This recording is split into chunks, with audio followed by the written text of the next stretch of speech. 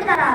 और एक दिन उसने बुलाया, कहा बताओ एक चीज कहा उन्होंने कि तुम तो बाहर जात के हो, तुम्हारा तो कोई काम ही नहीं है और तुम इतना क्यों पढ़ते हो, तुम पढ़ लिख के क्या करोगे।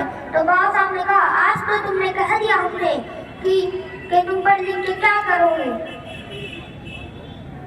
क्या करोगे। और बाबा साहब ने कहा कि जब हम बड़े हो जाएंगे ना तब देखना, लोग चाहते हैं कि हम झुके सबके सामने, पर लेकिन हम झुकेगा नहीं। और जब मैं बड़ा हो जाऊंगा तब साथ ही साथ मैं तो झुकूंगा ही नहीं और अपने समाज को भी नहीं झुकाऊंगा।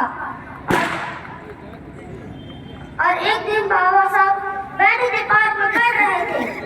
एक आदमी थे गेल्स्कर नाम के, अर्जुन गेल्स्कर, वो रोज देखते थे।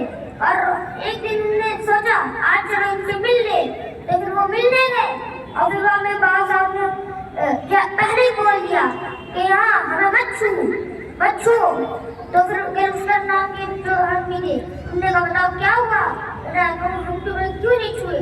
तो फिर बाबा साहब ने कहा क्योंकि हमें छूट जात के, बाहर जात के, अगर तुम बाद में हमसे पूछोगे जानते तो हमें मारोगे। तो गेल्स्कर